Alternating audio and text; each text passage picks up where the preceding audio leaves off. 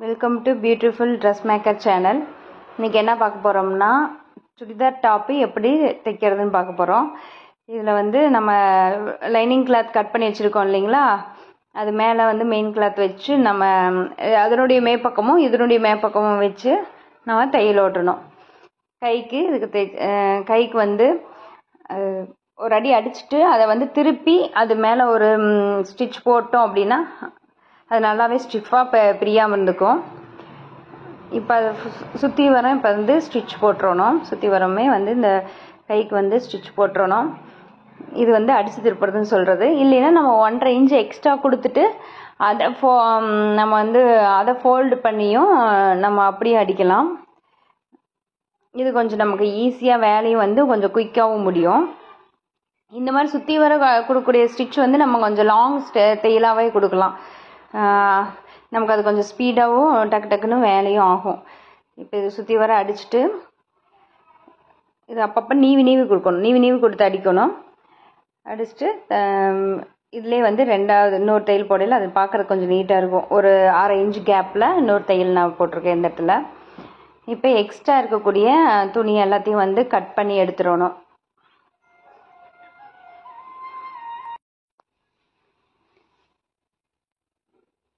இப்போ கை கட் பண்ணி முடிச்சிட்டோன்னே இது கை ஃபுல்லாமே கட் பண்ணி முடிச்சுட்டு நம்ம வந்து அந்த லைனிங் கிளாத்தை வந்து டாப் மேலே வச்சு ஒரு பின் பண்ணிக்கணும். நம்ம வந்து எதுக்காக அப்படின்னா, இந்த துணி வந்து நகர்ந்து போச்சுன்னா நம்ம வந்து கிராஸாக போயிடும். அப்புறம் அது வந்து இதாக இருக்காது. ஸோ அது பின் பண்ணிக்கணும் நெக்குக்கு.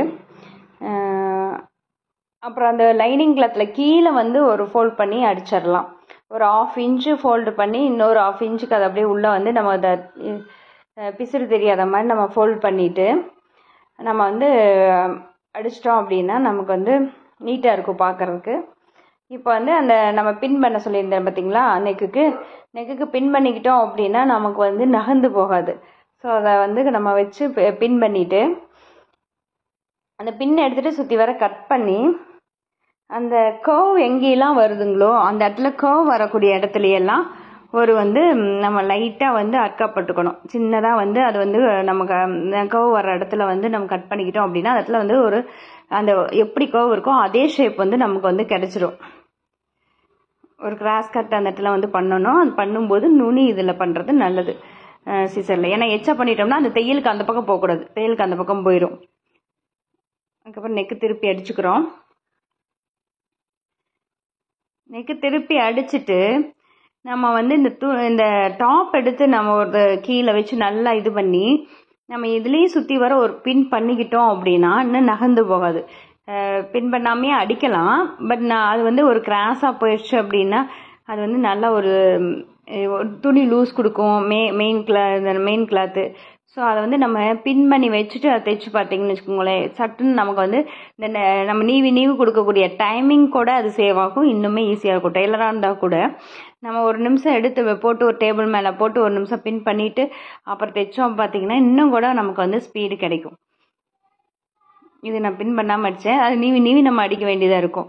இதே நம்ம பின் பண்ணிட்டு அடிச்சிருக்கோம் பாருங்கள், அடுத்த டாப்பில் வந்து அடுத்த இன்னொன்று பேக் சைடு கிளாத்தில் வந்து நான் பின் பண்ணிப்பேன். ஃப்ரண்ட் சைடு இது வந்து பின் பண்ணியிருப்பேன் நான். இது பாருங்கள் கொஞ்சம் நவுந்துருக்கு பாருங்களே, கொஞ்சம் நவுந்துரும். நம்ம என்னதான் நீவி கொடுத்தாலுமே ஏதோ ஒரு சின்ன மிஸ்டேக் வந்து ஆட்டோமேட்டிக்காக வந்துடும். அதனால் நம்ம எப்பவுமே பின் பண்ணிட்டு நம்ம தைச்சோம் அப்படின்னா சும்மா ஒரு 2 பின் மட்டும் இல்லை, நம்மக்கிட்ட குண்டூசி இல்லை அப்படிங்கிற பட்சம் ஒரு ஊக்கு இல்லை வந்து தைக்கிற ஊசி ஒரு 2 இடத்துல பின் பண்ணால் கூட ஓரளவுக்கு நகராது. இப்போ ஒரு இது முடிச்சு இன்னொரு இதில் நான் தைச்சிட்ருக்கேன். ஃபஸ்ட்டு 1/2 இன்ச் ஃபோல்டு தைச்சிட்டு இதில் கொஞ்சம் கழுத்து தைச்சிட்டும் இது தைக்கலாம், இல்லைன்னா இது தைச்சிட்டோம் அதை நம்ம கழுத்து வந்து அடிக்கலாம். தைச்சிட்டு இப்போ வந்து இது நம்ம பாருங்கள், இது என்ன ஷேப் இருக்கோ அதுக்கு தகுந்த மாதிரி நம்ம வளைவாக வந்து தைச்சு இதை கட் பண்ணிவிட்டு அந்த கார்னர் பர்டிகுலராக வந்து நம்ம வந்து ஒரு அந்த கட்டிங் வந்து அந்த தையல் ஒட்டி வரைக்கும் கொடுத்தோம்னா தான் அந்த ஷேப் வந்து கரெக்டாக வரும். அந்த கர்வ் வரக்கூடிய லைன்லையும் கட் பண்ணணும். அதே மாதிரி அந்த வி ஷேப்பில் இருக்கக்கூடிய இடத்துலையும் வந்து நல்லாவே அந்த இடத்துல வந்து நம்ம கட் பண்ணணும். ஆனால் தையலில் மட்டும் பற்றக்கூடாது. அப்படி பண்ணிவிட்டு நம்ம திருப்பி அடித்தோம் அப்படின்னா அது வந்து நீட்டாக வந்து நமக்கு வரும். அந்த ஷேப் வந்து அதே மாதிரி ஷேப்பில் வந்துடும். இதில் வந்து நம்ம என்ன டிசைன் வேணுமோ, உங்களுக்கு எந்த வேறு ஏதாவது டிசைன் வேணுமோ பேண்ட் கிளாத் வச்சு தைக்கலாம். இதுலேயும் வந்து நான் தைச்சி முடிச்சு ஃபைனலாக வந்து நான் பைப்பிங் வச்சுருக்கேன். இது ஆக்சுவலி இதுலேயே வந்து நம்ம அடிச்சு திருப்பாமல் டேரெக்டாக நம்ம வந்து பைப்பிங் வச்சும் நம்ம வந்து தைக்கலாம். நான் லாஸ்ட்டாக தான் பைப்பிங் வைக்கலாங்கிற ஐடியா வந்தனால இதை நான் ஃபைனலாக தான் அந்த பைப்பிங் வைக்கிறத வச்சேன். ஸோ இதனால் அடிச்சு திருப்பிட்டேன் நான்.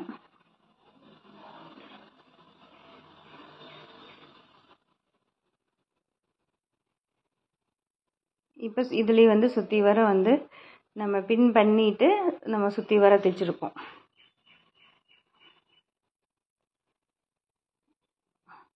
துணி நல்லா நீவி தைக்கணும். இதே வந்து மேக்ஸிமம் ஒரு காட்டன் சுடிதார் தைக்கிறோம்னா அந்தளவுக்கு பின் பண்ண தேவையில்லை. இந்த ஒரு துணி வந்து நகர்ந்து போகக்கூடிய துணி அப்படின்னா கம்பல்சரி பின் பண்ணிக்கிறது நமக்கு வேலை இன்னும் கொண்டு சீக்கிரம் எழுத முடியாது. இல்லைன்னா அது இழுத்து விட்டு அதுலேயே டைம் வந்து நமக்கு ரொம்ப நேரம் போன மாதிரி இருக்கும். இப்போ இதை சுற்றி வர அடிச்சுட்டு இந்த சுற்றி வர அடிக்கக்கூடிய தையல் வந்து நம்ம வந்து தூர தையல் வச்சுக்கலாம். கொஞ்சம் சீக்கிரம் இன்னும் வேலையும் நம்ம கம்ப்ளீட் ஆகும். இப்போ எல்லா பக்கம் இருக்கக்கூடிய எக்ஸஸ் துணியை வந்து கட் பண்ணிடணும். எக்ஸஸ் துணியெல்லாம் கட் பண்ணிவிட்டு இப்போ 2 கிளாத்தையும் ஃப்ரண்டையும் பேக்கையும் வந்து என்ன பண்ணணும்னா இதனுடைய மேற்பக்கமும் அதனுடைய மேற்பக்கமும் ஒன்றா இருக்கிற மாதிரி வச்சுட்டு நம்ம வந்து ஜாயின் பண்ணணும். ஃபஸ்ட்டு ஷோல்டரை வந்து ஜாயின் பண்ணணும்.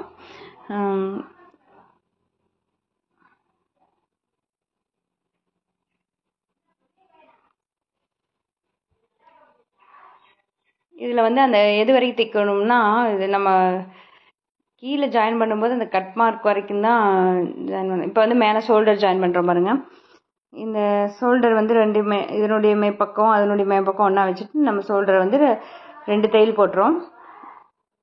கழுத்துக்கிட்ட வரையில அந்த இடத்துல நம்ம அந்த இடத்துல ரிவர்ஸ் தையல் போடணும். நம்ம வந்து பிரிஞ்சு வராமல் இருக்கிறதுக்காக டக்கடிச்சிடுறோம் அதில். ஓகேங்களா? அடுத்தது இப்போ வந்து நமக்கு ஷோல்டர் ஜாயின் பண்ணியாச்சு. அடுத்தது நம்ம கை ஜாயின் பண்ணணும். இந்த கையில் வந்து நம்ம சென்டர் பகுதி கட் பண்ணியிருப்போம். இந்த சென்டர் பகுதியும் அதனுடைய அந்த ஷோல்டர் சென்டர் பகுதியும் கரெக்டாக அதில் வச்சு நம்ம இந்த சைடு அந்த பக்கம் வந்து அளவு பார்த்துட்டு அதுக்கப்புறம் நம்ம தைக்க ஆரம்பிக்கணும். கரெக்டாக வருமானு. அப்படி தைக்கக்கூடிய தையல் கூட நம்ம பெரிய லாங் ஸ்டிச்சாக வச்சுட்டு தைச்சோம் அப்படின்னா தப்பாக போனால் கூட நம்ம பிரிச்சுக்கலாம். ஃபஸ்ட்டு ஒரு லைன் ஃபுல்லாக நம்ம அடித்து முடிச்சிடுறோம். மறுபடியும் ரீதையல் போடுறோம். மறுபடியும் ஒரு தையல் வருது, ரீஸ்டிச் போடணும். பிரியாமல் இருக்கிறதுக்கு அந்த ஸ்டிச் வந்து நம்ம சின்னதாக வச்சுக்கணும். அதாவது 2.5 வச்சுக்கணும் தையலினுடைய அளவு வந்து. ஸோ 2 தையல் போட்டாச்சு. இன்னொரு கை பாருங்கள் அந்த சென்டரில் வச்சு பார்த்துக்கணும். ஒன்ஸ் பார்த்துட்டு தான் நம்ம அங்கே வச்சு அடிக்க ஆரம்பிக்கணும். இல்லை எனக்கு வந்து அது கரெக்டாக வராதுன்னா நீங்கள் சென்ட்ரல்லேருந்து இந்த பக்கமும் சென்ட்ரல்லேருந்து அந்த பக்கமும் நீங்கள் திருப்பி வச்சு அடிச்சுக்கலாம். இது உங்களுக்கு வரும் அப்படின்னா நீங்கள் இதே மாதிரி நீங்கள் டைரெக்டாகவே கை வச்சு அடிக்க ஆரம்பிச்சிடலாம். அதுக்காக தான் ஃபஸ்ட்டு வந்து லாங் ஸ்டிச் போட்டுக்கிட்டோம்னா வரலைன்னா ஈஸியாக பிரித்து எடுத்துக்கிறதுக்கு வசதியாக இருக்கும். இப்போ 2 கையும் அப்புறம் ஓவர்லாக் போட்டு வந்தாச்சு. அடுத்தது நம்ம 2 கையும் வந்து ஜாயின் பண்ணி நம்ம என்ன அளவு வேணுமோ அந்த அளவுலேருந்து நம்ம தைக்கிறோம். தைச்சி இதில் வந்து கீழே வந்து அந்த ஸ்லிட்டு வருது பார்த்தீங்களா, அந்த ஸ்லிட்டுக்கிட்ட வந்து 1 இன்ச் இருக்கும். அந்த 1 இன்ச்சு தான் அந்த ஸ்லிட்டுக்கு விட்டுருப்போம். நம்ம 1 இன்ச்சு சைடில் விட்டுருப்போம். அது வரைக்கும் நம்ம வந்து தைச்சிட்டு அங்கே ஒரு நம்ம வந்து டேக் அடிக்கணும். அந்த இடத்துல ரிவர்ஸ் ஸ்டிச் போட்டுட்டு அதுக்கப்புறம் திருப்பி ஒரு தையல் வந்து நம்ம எடுத்துகிட்டு மேலே வந்துடணும். இந்த சைடும் சேம் அதே மாதிரி தைச்சுக்கணும்.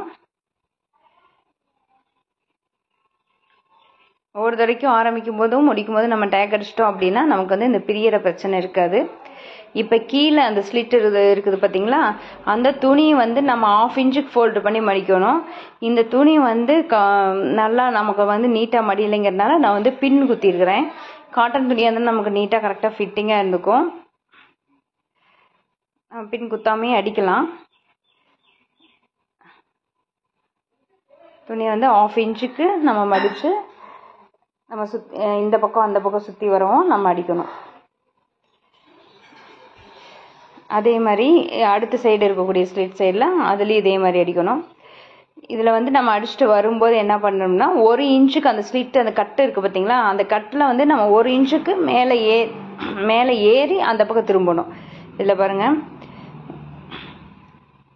நம்ம 1 இன்ச்சுக்கு மேலே ஏறி அதுக்கப்புறம் திருப்பி மறுபடியும் இந்த பக்கம் சைடு ஃபோல்டு பண்ணி எகைன் திருப்பணும். அந்த இடத்துல ஒரு பா ஷேப் வந்து வரணும் நமக்கு. அது ரொம்ப கவனமாக பார்த்து தைக்கணும். இல்லைன்னா அந்த பக்கம் அது புஷ்ஷுன்னு தூக்கிட்டு இருக்கிற மாதிரி இருக்கும். அதை வந்து நான் கரெக்டாக மடிப்பு கரெக்டாக இருந்ததுனாவே அந்த இடத்துல பார்க்கறதுக்கு அந்த ஷேப் வந்து கரெக்டாக வந்துடும். அதுக்கு தான் ஃபஸ்ட்டு அந்த இடத்துல மடித்து நான் பின் பண்ணியிருந்தேன். ஓகேங்களா? இதுக்கப்புறம் இதில் கரெக்டாக வந்துடும் நமக்கு. அடுத்தது இதில் கீழேயும் அதே மாதிரி ஒரு 1/2 இன்ச்சுக்கு மேலே எவ்வளோ மடித்தோமோ அதே அளவு நம்ம கீழேயும் மடிச்சிட்டோம் அப்படின்னா பார்க்கறதுக்கு லுக் நல்லாயிருக்கும். எந்த கீழே வந்து நம்ம ஃபினிஷிங் எட்ஜஸ் தான் பெய்யாது, நம்ம தேவையில்லைன்னு விட்டோம்னா அது பார்க்கறதுக்கும் நல்லா இருக்காது.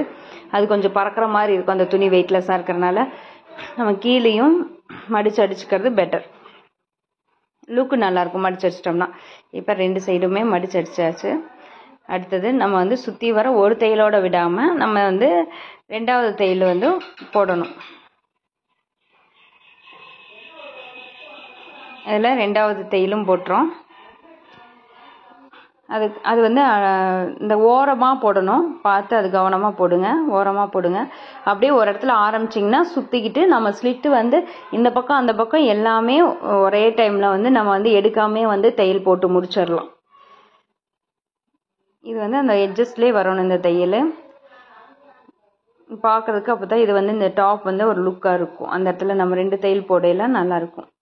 ஃபஸ்ட்டு 1/2 இன்ச்சுக்கு மடித்து போடுறோம், அடுத்தது அது எட்ஜஸ்ட்டில் போடுறோம். அவ்வளோதான். இப்போ என்ன பண்ணுறோம்னா பேக் சைடு இருக்குது பார்த்தீங்களா, அந்த பேக் சைடு நெக்குக்கு கீழே மேலேருந்து ஒரு 9 இன்ச்சு ஒரு 8 இன்ச்சு ஹைட்டை பொறுத்து நம்ம வச்சுக்கணும்.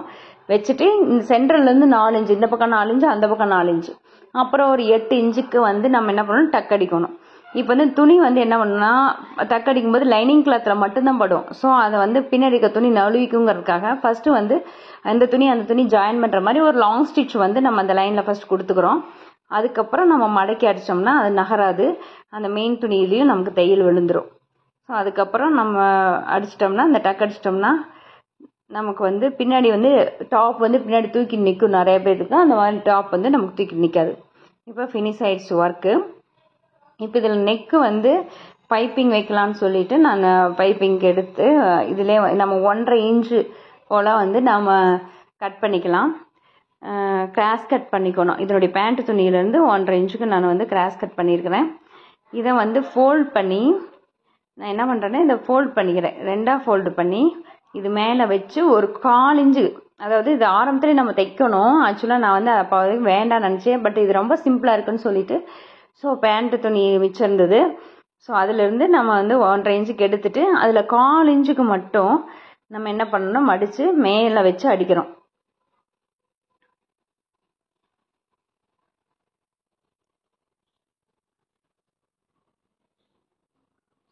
கால் இன்ச்சுக்கு மட்டும் மேலே வச்சு அடிச்சுட்டு அப்புறம் அதை அப்படியே உள்பக்கம் திருப்பி நமக்கு எவ்வளோ தூரம் பைப்பிங் வேணுமோ, பைப்பிங் பெருசாக வேணா பெருசாவோ இல்லை சின்னதாக வேணா சின்னதாவோ அதுக்கு தகுந்த மாதிரி நம்ம ஃபோல்ட் பண்ணி நம்ம திருப்பி அடிச்சிட வேண்டியதான். அடிச்சுட்டு அதே மாதிரி சுற்றி வரும். அந்த இடத்துல எங்கெல்லாம் கர்வ் வளைவு வருதோ அங்கெல்லாம் அந்த வளைவுக்கு ஏற்ற மாதிரி நம்ம வந்து கணக்காக ஃபோல்டு பண்ணி நம்ம அதை டேர்ன் பண்ணணும். இப்போ வந்து நமக்கு நறுக்குன்னு திரும்புது பார்த்தீங்களா ஒரு வி ஷேப்பு, அந்த இடத்துல வந்து உள்ளே வந்து நம்ம என்ன பண்ணணும், கொஞ்சம் கட் பண்ணணும். ஃபஸ்ட்டு அதில் திருப்பும்போது கட் பண்ண மாதிரி இதுலேயும் கட் பண்ணிக்கிட்டோம் அப்படின்னா அந்த ஷேப் வந்து பர்ஃபெக்டாக அமையும். தேங்க்யூ ஃபார் வாட்சிங் திஸ் சேனல்.